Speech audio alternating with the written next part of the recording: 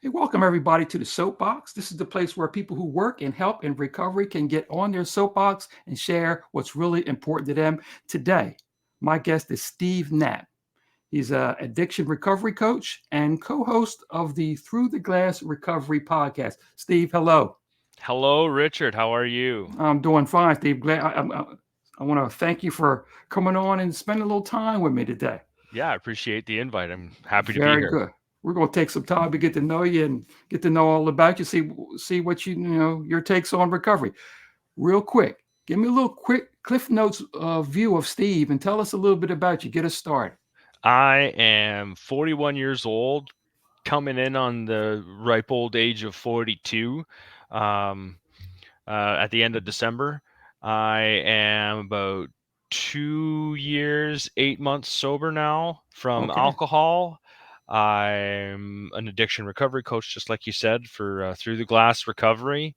Um and Yeah, I'm divorced father of two little girls, 6 and 8. Okay. Very good. Nice to have you. Nice to have you, Steve. Uh, hey, I always tell everybody I got to do a commercial first. um, secondstarts.com, number two, NDSTARTS, helping the complete family and support networks of young adults in recovery by installing a permanent self-refueling transformation that works with and enhances your current evidence-based treatments, strengthening relationships between the client, the support network, and helping professionals. Okay, and let everybody know that I this video comes out on my YouTube channel, Second Starts. So go watch Steve, subscribe to my channel. That would be great. Uh, we'll have some parts of it on my Facebook channel, Parenting Your Child in Recovery, and we'll have clips. And we're going to start putting some of the videos out and doing lives on my LinkedIn channels, Second Starts, and under Richard Jones. So you can find this video there. Steve, let's get to it. I want to get you up on the soapbox. Right on. Okay. Let's stand on it, Richard. Okay, let's do it. The first thing, the first thing I want you to talk about is your view on addiction in the workplace. You have some very interesting views on. I want to hear you talk about that. Yeah, I just think addiction in the workplace. At least with my experience, it was very stigmatized. It was almost isolating. In Yeah. addiction, it's isolating enough as it is. Right. Uh, and so when it comes to addiction in the workplace, like I stood in front of my addiction and I let my workplace know I was dealing with my problem with alcohol. I came out right away and Right. I let them know and I let HR know and I talked to my boss and that my relationship with my workplace changed pretty drastically. Mm, Um, it became more isolating. People didn't talk to me near as much. It was like I didn't really understand it. It didn't make okay. any sense. It is okay now that you have a problem. Here is your piece of paper that says here's our employment assistance program and go deal with it yourself. Now I don't expect my workplace Hmm. to deal with my recovery and my addiction, but I very much felt like a number as Okay. opposed to an employee after that. Like it's so I mean, all it takes is a little bit of compassion and a Right. little bit of understanding Hmm. and which goes an incredibly long way, right? I'm not asking to be treated any differently. Right. I'm I'm just asking for support. I guess that's what it all comes down to, right? And handing me a sheet of paper that says, uh, here's the assistance program that we can use that you can use, and I tried to use it, and Right. the assistance program only lasts 3 sessions, and then what do you do? It's like talking to Wow.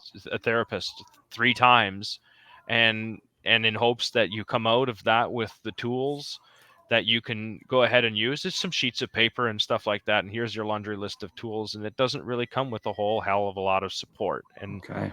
Yeah. um, Okay. you add into, and I was middle management, so you add into that you have alcohol as something that's normalized for doing Okay. business. Okay. So it's everywhere. You go to Christmas parties and here's free drink tickets, golf tournaments, free drink tickets, Right. company outings. Um, you don't pay for any of your drinks whatsoever.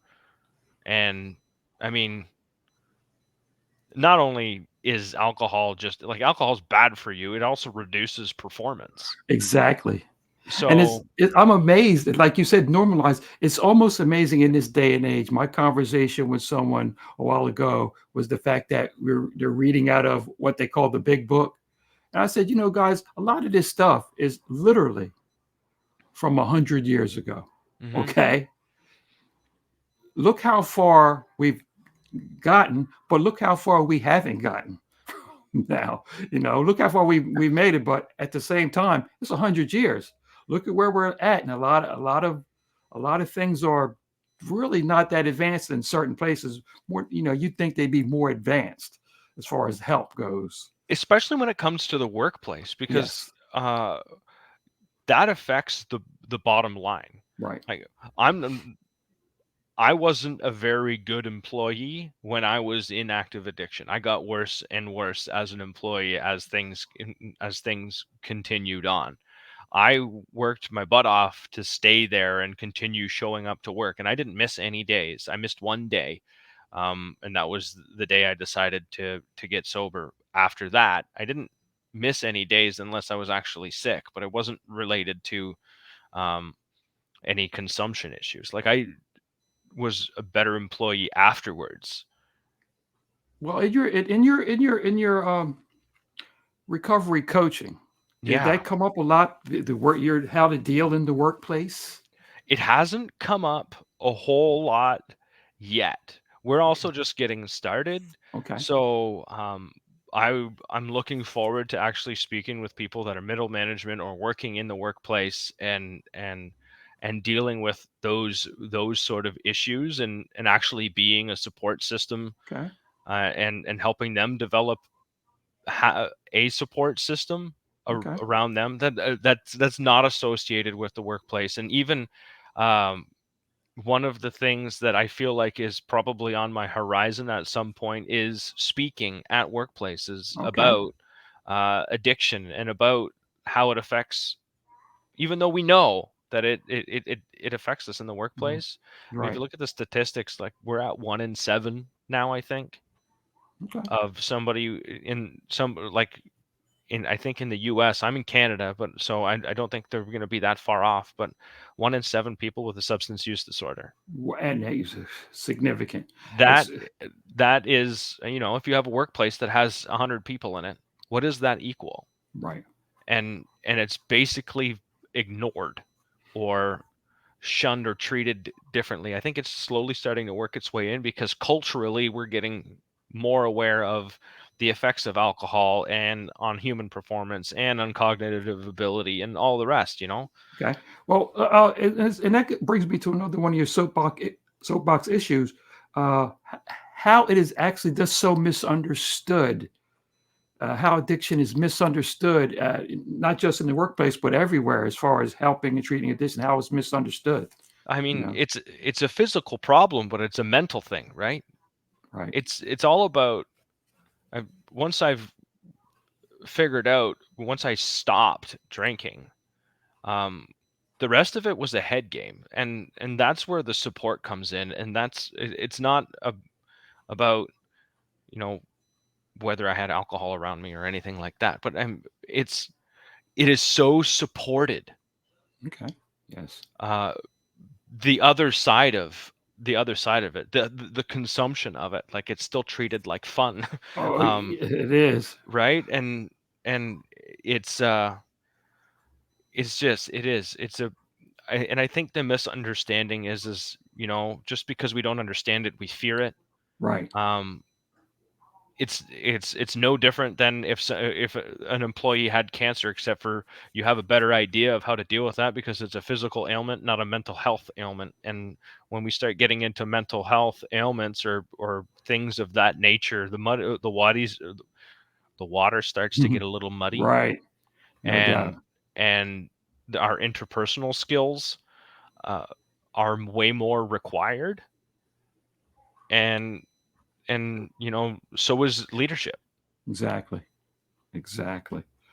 Okay, Steve, talk to me a little bit about. You mentioned to me before about your ideas and your thoughts about the virtual recovery business. How you tell me? Give me your vision on that. I'm curious to hear about that. COVID's done some wonderful things. Okay. One of the wonderful things it did was it opened up virtual recovery meetings, and that was where I started. This is how I've recovered this whole time for this 2 years, eight Okay. months. It's been all online, and I've met a bunch of amazing people from all over Canada and the U.S. Okay. and I've developed a passion for recovery and what recovery is all about. And so we started the Through the Glass Recovery podcast. And after Hmm. we started getting involved and starting this podcast, which is a conversational podcast with, I don't know, do you want me to talk about that? Oh yeah. Go ahead, please. Awesome. Yeah, it's a conversational podcast that Richard joined us on an episode. We have 5 people, and Julie and myself, the co-host. We pick a topic and we discuss around. We have a roundtable discussion on what that looks like, and it's a replica of the recovery meetings Right. where Julie and I met, and we wanted to, because it helped us out so much. Right. Those half an hour intimate conversations Hmm. between a group of people in recovery where we just shared life and we shared our problems, and sometimes we even shared our solutions to the problems. Okay.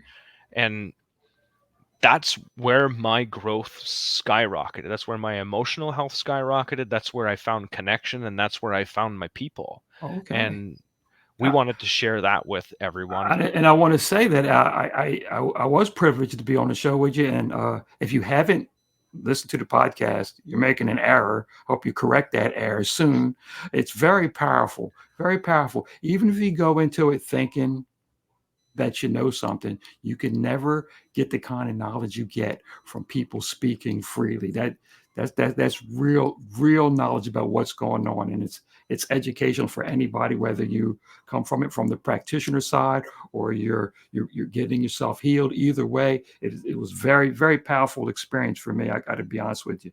Very good, very nice. And truth, I want to tell everybody too. I was my last episode, I did have Julie, his co-host, on. So, and I Mhm. hope you find that. You can find that on the same channels I talked about before. You got to see Julie talk too. Very important. Talk to me about, and you mentioned something to me in our previous conversation about dealing with your personal limiting beliefs and what other people can do to, some advice on that. Well, when it came to the personal limiting beliefs, I didn't, at the beginning. I really didn't realize that kind of the stories that I told myself were kind of handed down to me, and then I developed my own version of that. and Okay. and so the one I'm tackling right now is reading. I did not think that, I have intelligence Hmm. linked with reading, and Okay. so I told myself that I wasn't smart. That was my internal dialogue, because I Okay. didn't read, and because I couldn't. I told myself I couldn't sit down, and because I told myself that I don't have the attention span for it, and because I told myself that I I can't concentrate, like attention span. Uh, it's just boring, Hmm. and all I did was make up excuses to leave myself in the same place over and over again. It's just too hard. It's not a mountain that I want to climb. Right. Um, that's not something I grew up with. It Okay. wasn't Reading was never a thing that we did in the family. It was never one of those things, and so it became limiting. It's a Okay. limiting belief to me Yeah. that and it's a cycle that I perpetuated. Yes. So I decided that I would do something about it. Uh, Okay. so I did. I started. Julie started actually a 20-minute challenge, and with our group from Through the Glass, there's almost, I think there's 10 of us that are doing this challenge now, and it's 20 minutes. Pick 20 minutes. Pick something that's good for you, Okay. and do it for 20 minutes. What do you want to challenge yourself with? Make sure you make the time and all the rest of it. And so I'm a month into it, and I'm a book and a half deep, and I'll Okay. tell you. Um, I've read 3 books now from front to back my Wow. entire for my entire life, without cheating. And I've just read a book and a half. I'm on Codependent No More, halfway through it, and some of the things I've learned about myself, and I'm just looking forward to doing more of it. Like Excellent. it's taken me over a year and a half to overcome it.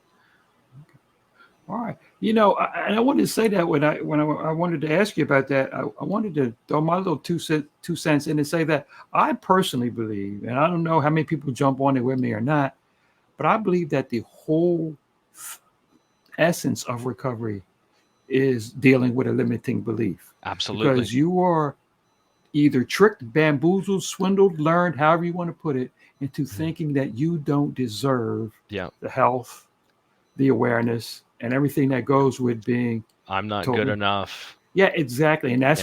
And that's what helps keep you down. You work with that, and then Mhm. all that. And I always tell you, you're going to get plenty of help. You don't have to worry. If you limit your beliefs, there's always somebody to bring you the worst things for you. They will carry them right to you. You don't have to walk toward them or anything. So if you want to deal with addiction, don't worry about it. Don't fight those limiting beliefs. They'll bring you everything you need to get worse. Not a problem. It's never been an issue. No doubt. Never been an issue. They'll help Yep. you out, no problem at all. Yep. Steve, listen, let's get through some good stuff here. All right. I asked the silly question, so let's get started here before Now we you're open. talking. I Yeah, like okay, silly questions. okay. I asked you this before, but I'm gonna ask you again. I know the answer to this one. What is your favorite color? Red. Red. You It told used to me. be blue, but I'm picking red this time. Okay, I like it. That's what I'm going with. I'm wearing blue right now, but whenever I wear red, I feel really good about myself. So Okay, I'm going with red. and I like to read this because I always go in there. What does it mean to respect this guy? He's bold, boisterous, full of energy, spontaneous and passionate, ambitious. I like this one, competitive and optimistic. So red's good. I don't think that they have anything bad for any of the colors, but Yeah. red is good, especially for a person who is a helping professional and wants to get in there and help people. It helps that you lead with that optimism. You Yeah, know. there's definitely an optimism that it's like there's always I'm blessed to be able to see the good side of a lot of things, and I think one of the gifts I did the whole Simon Sinek Find Your Why, Okay, and it really is. I really do see the good in people, and I want them to see that for themselves. that guy Simon, he says the most in the fewest words I think I've ever seen. I know he's some of them are gut punches, man. They're Yeah, great. he is They're really something. absolutely great. Yes. Favorite movie? Ooh, man. Oh, It's a it's hard probably spur of the moment it's when I love that one. favorite movie. And if you can't pick your favorite, pick a good one that you really like. Oh no, it's probably one of the movies I've probably watched the most of over and over and over again is Gladiator. Oh yeah. A great, Okay. great movie. Great movie. Yep. Great movie. I love that movie. That movie Mhm. is exhausting. It is. I had when I was younger, and I still, for some reason, revenge movies are movies that I get into. Okay. Shooter is another one of my favorite movies. Okay. Okay. Excellent. Yeah. I like that. Favorite food? Favorite food. Ooh, my mom makes a mean curry chicken. Okay. Like if that's there, I will eat until I can't move. Yeah, That sounds tasty. That it sounds is. tasty. Steve, let me take a little time and get on your personal side. All right. And you said some stuff that I really loved the last time. I'm going to tell you what to say, but I got to know about some of your hobbies and what you really do. Talk to them about what you really do. It's sort of like Julie's, but you guys take it to another level. Yeah, yeah, we kind of do. So it all started actually when I went to visit Julie in Colorado, and then she Okay. took me for a hike, and after that experience, um, I it changed my life. It really Okay. did. My passion for traveling pretty much exploded.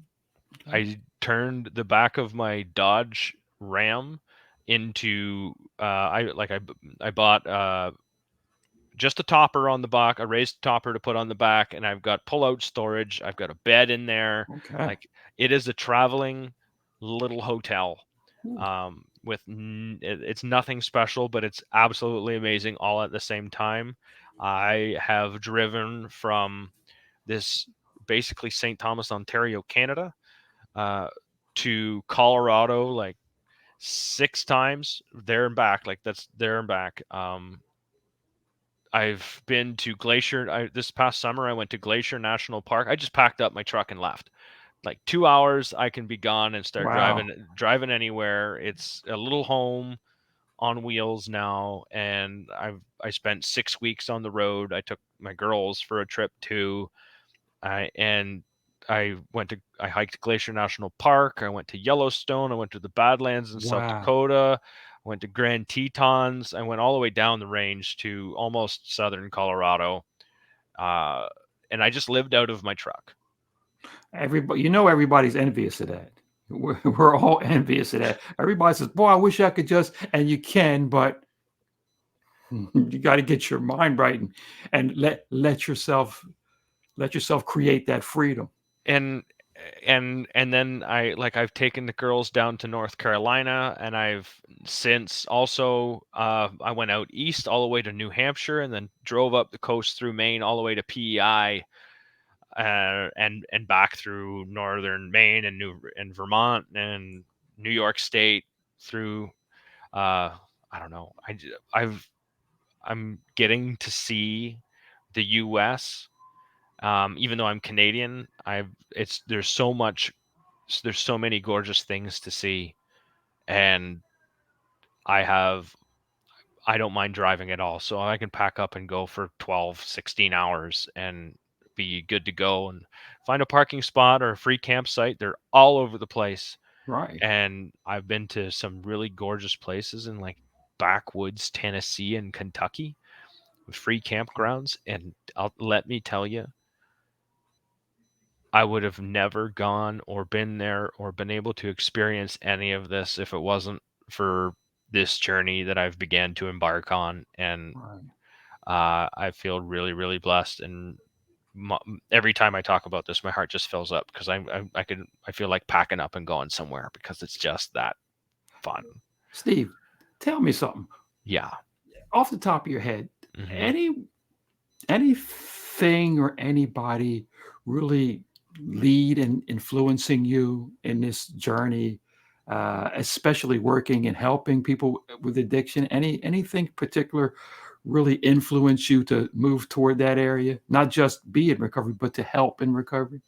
No, and I had a journal question that kind of asked if I had anybody I like looked up to. There's no person in particular. Um, for helping people, this is where my heart is leading me. Okay. This is where my heart is telling me I want to go. It's super fulfilling for me. But the people that I look up to are those people like Simon Sinek. Mm. Teal Swan is someone I look up to when it Okay. comes to the spirituality part. Like there's some Okay. big names out there. Right. Um, Alex Hermosi when it comes to just getting off Alex your Hormozy is something, isn't yeah, I he? mean, he's another one that packs a punch in a in a Yes. short period of time. Mel Robbins, Yeah. like get off your butt and just start.